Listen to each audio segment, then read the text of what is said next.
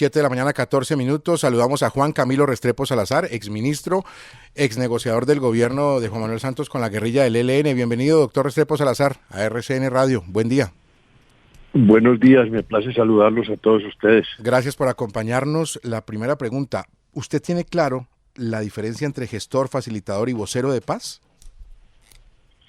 Pues son unas tenues diferencias que describen en ese llamado ABC, pero naturalmente, tal como se están sucediendo los hechos, esas tenues diferencias aparecen borradas, aparecen oscuras y dan lugar a que los jueces empiecen a desconocer las decisiones que toma el propio gobierno. Mientras no haya una claridad jurídica de todo esto, no se puede clarificar esto a base de unos listados de llamados ABC. Ahora, entre otras cosas, doctor Juan Camilo Restrepo, estas figuras que no están claras, que tienen esas tenues diferencias, como usted lo señalan, en el fondo podrían empantanar aún más los acercamientos, porque pues muchas cosas se han anunciado en relación con cese al fuego, con acercamientos con los grupos armados ilegales, pero en la práctica son pocos o relativamente pocos los avances que se han dado, y a lo mejor estas figuras a la postre lo que están es confundiendo un poco el panorama. ¿Usted qué opina? Mire, yo sí creo que el propósito general de la paz total es defensable, es bueno, pero es supremamente complejo. Como alguien dijo, con cierta gracia, creo que fue Lucho Garzón hace algunas semanas, a diferencia de los procesos tradicionales de paz, en donde se buscaba pescar la paz con anzuelo, ahora se busca pescar la paz con atarraya. ¿Qué quiere decir eso? Que al mismo tiempo están intentándose procesos de paz con los grupos de alta criminalidad, que son muchos, y con el ELN. Entonces todo esto es una cantidad de declaraciones, de medidas y de improvisaciones, diría yo, en que está cayendo el gobierno, que está enturbiando la claridad del proceso de paz. Si ustedes me lo permiten, yo les puedo hacer un comentario, por ejemplo, de lo que leo con la llamada declaración que hubo ayer en Yarumal, anunciando el Ministerio del Ministerio de Defensa y el Comisionado de Paz el cese al fuego con el grupo de las disidencias de las FARC dirigido por el señor Mordisco.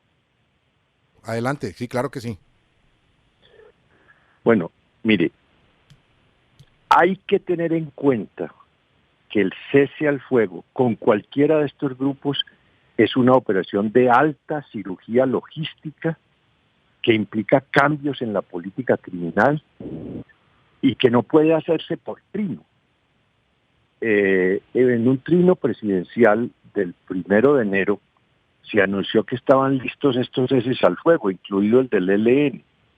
Bueno, hasta ayer viene a anunciarse, un mes y medio después, que están protocolizando el cese al fuego con el grupo FARC-EPL. ¿Y qué observa uno? Que según las informaciones que han trascendidas, la ONU, que son los que tienen experiencia en verificación del cese al fuego en Colombia, no están listos, porque todavía no se ha dado la aprobación del Consejo de Seguridad. Se anuncia que estos señores se van a reunir en una especie de nuevo ralito entre el 12 y el 14 de febrero, es decir, ya. Y quienes asistan a esas reuniones, o a quienes asistan a esas reuniones, se les van a levantar las órdenes de captura. Y resulta que los jueces no han estado de acuerdo con ese levantamiento de las órdenes de captura, tampoco la Fiscalía. Se anuncia que se va a presentar un nuevo proyecto de ley donde se va a regular los aspectos de política criminal para este tipo de reuniones.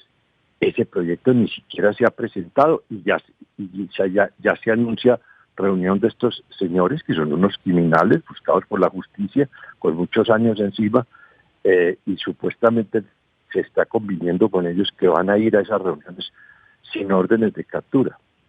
Ahora, estamos hablando de un grupo grande, Estamos hablando de un grupo que parece tener 3.000 militantes, 3.000 gente metida en ese negocio criminal con 23 frentes.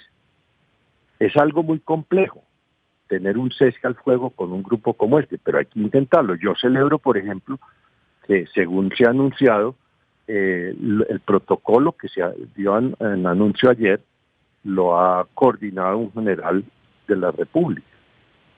Y por último, estamos en unas discusiones como las que abrió ayer el presidente Yarumal, que si se debe llamar cese al fuego o cese de hostilidades, porque el cese de hostilidades, dice él, vela por los intereses de la sociedad civil no combatiente. Todo cese al fuego tiene que tener como primer destinatario la protección y el amparo de los civiles no combatientes. Entonces, en vez de meternos en unas discusiones meramente lingüísticas sobre si cese al fuego o cese de hostilidades, hay que recordar que un buen cese al fuego tiene que ver con los civiles que no están en el combate. De manera pues que ojalá salga bien esto, pero lo que uno nota es que se está trabajando un poco contra la marcha, un poco improvisando, improvisando, faltan leyes, falta claridad, y no es con un mero ABC como ustedes estaban resumiendo, ahora producido por el comisionado de paz, como se va a poder contrarrestar cosas tan bochornosas como este señor, la hija de la gata, que ayer fue liberado y con un prontuario de 29 años encima. Es Juan Camilo Restrepo Salazar, exministro, ex jefe negociador con el ELN en el gobierno de Juan Manuel Santos. Gracias por esta claridad en estos dos temas que ocupan la agenda informativa el día de hoy en Colombia. Gracias, doctor Juan Camilo Restrepo, por estar aquí en RCN. Buen día para usted. Bueno, que esté muy bien. Bueno, Vlado, muy concreto, el ex comisionado, el ex jefe de negociaciones con el ELN en el gobierno de Juan Manuel Santos, Juan Camilo Restrepo, con estos dos temas. Y creo que empecemos hablando de eso, de esa diferencia, de esa tenue diferencia, dice Juan Camilo Restrepo, entre gestor, facilitador y vocero, para luego pasar y ahondar en el tema del cese al fuego que también anunció el presidente, o de esos protocolos para el cese al fuego que anunció el presidente de Yarumal en Antioquia. Vlado. Le está pasando al gobierno y en este caso pues tanto al comisionado de paz como al ministro del Interior, les está pasando pues que esto que decimos coloquialmente no aclare que oscurece. Se enredan mucho, se han inventado una cantidad de figuras y cosas de esas, hasta donde yo recuerdo, por ejemplo, cuando uno habla de verificadores, uno está hablando de la ONU, de la OEA, hasta de la Cruz Roja. Pero un tipo, un criminal, para decirlo en términos rasos y llanos. Delincuente. Un delincuente. ¿Verificador de qué? ¿Mediador de qué? ¿No? La única mediación que debería haber ahí es la de delatar a sus compinches y ver cómo colaboran con la justicia, pero de ahí a darles ese estatus como si fuera un sacerdote, porque uno entiende que, por ejemplo, la iglesia en muchos casos ha tenido también ese papel de mediación y de facilitador y de testigo, bueno, una cantidad de cosas, pero eso es distinto. Entonces, esto no se entiende. Y pues ahí llámenlo como quieran, el cuento es que de alguna manera, de alguna parte salió la orden para liberar al hijo de la gata. De alguna parte salió, eso no se produjo solo, ni lo produjo el algoritmo, ni es una cosa por allá producto de un globo de esos que están ahora de moda. Esto lo dijo alguien, lo ordenó alguien. ¿Quién lo ordenó y por qué lo ordenó y con base en qué lo ordenó?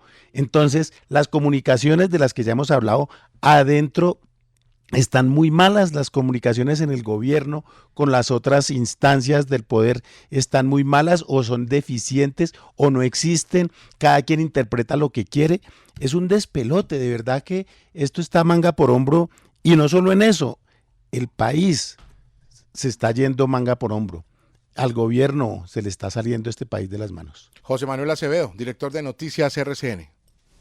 Chucho, buenos días. Yo creo, ayer oyendo en Noticias RCN a dos personas que tienen mucho que ver con la rama judicial, Hermes Lara, un magistrado y presidente de la Corporación de Jueces y Magistrados de Colombia, y también a Freddy Machado de Azonal Judicial, que efectivamente los operadores judiciales en nuestro país se están viendo enfrentados a la dificultad de interpretar esa cantidad de términos y esa cantidad de normas alrededor de la paz total, y eso causa serios problemas para los jueces de la República, para aquellos que obran de buena fe. Pero en este caso, me parece, dicho esto, que vale la pena que se adelanten las investigaciones en contra de ese juez en particular, que usa una resolución para darle un alcance que no tiene y efectivamente dejar en libertad al hijo de la gata, este señor Alfonso López. Me parece que desde ese punto de vista vale la pena echarle una mirada a los antecedentes de ese juez, que además lleva el apellido Petro, pero que nada tiene que ver, dicho sea de paso, con el presidente de la República, porque en años anteriores, y así lo reveló el exministro de Justicia Wilson Ruiz, también había intentado favorecer a ese señor de apellido Alfonso López. Me parece que es muy grave lo que se puede constituir alrededor de este juez de la República. Insisto, hay que investigarlo, pero por otro lado nada excusa la dificultad que tienen todos los jueces de la República a la hora de interpretar esta maraña, digamos, de términos que ha creado el gobierno colombiano a propósito de la paz total. Rafael Nieto Loaiza, ex viceministro de Justicia. Jesús, lo primero tal vez que habría que decir es que yo no he logrado encontrar dónde está la definición de facilitador.